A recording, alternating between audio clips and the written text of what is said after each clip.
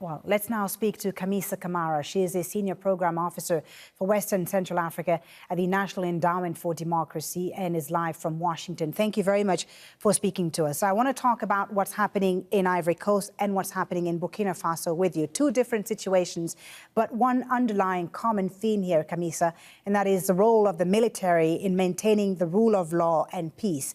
In Burkina Faso, it was the military that in the end allowed for the ouster of President Blaise Compaoré. In Ivory Coast, you have today disgruntled soldiers threatening peace. And the army has often held a crucial but very ambiguous role in running the political process in Africa. What do you see in the events in Ivory Coast first? Tell us about the place and influence of the military in Ivory Coast today.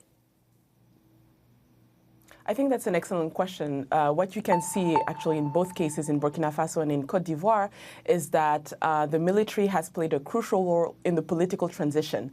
So whenever the military is involved in the political transition, whether they have played a positive role or a destructive role, at the end, they want to have a reward, or they want to reap the dividends of the political transition. So in both cases, that's what we're seeing.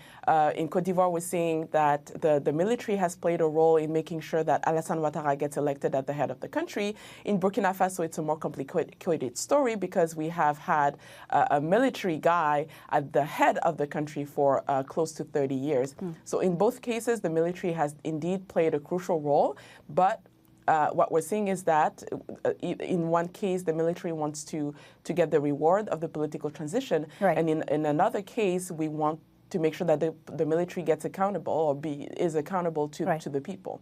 There is a lot of concern as to where the standoff in Ivory Coast will lead to.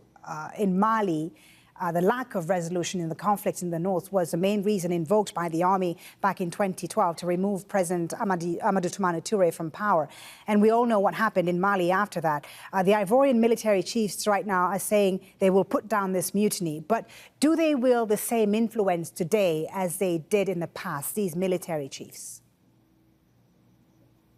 Well, that's again a very good question. It's really difficult to tell where this mutiny will go in Cote d'Ivoire. But what we need to remember also is that this is not the first mutiny. This is not the second mutiny. Cote d'Ivoire has had a series of mutinies since the 1990s.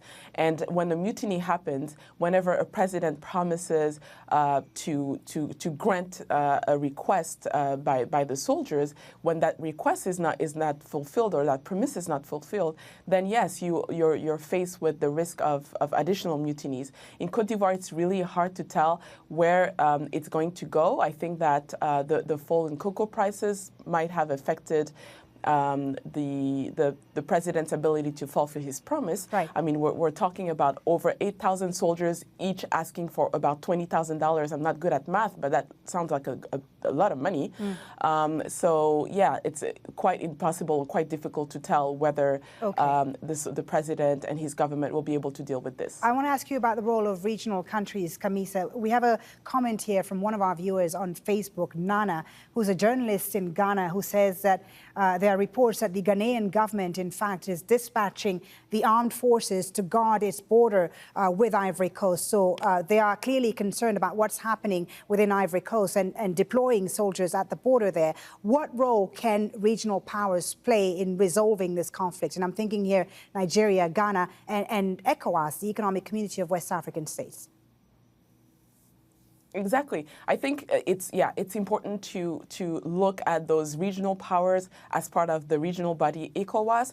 ECOWAS has played a very positive role in the recent past in terms of political transition and on making sure that crises get resolved. That's what they've done in the Gambia, and the ECOWAS could definitely get involved in the Cote d'Ivoire crisis. I think that it was seen as a domestic crisis back in January. It might have changed. The power plays have changed, and this mutiny might be contagious, and nobody wants to see that. So the ECOWAS might definitely get involved through Ghana, through Nigeria, in order to make sure that Alassane Ouattara solves this problem with his soldiers. Thank you so much for your insight. Thanks for speaking to us, Kamissa Camara from the National Endowment for Democracy, joining us there from Washington.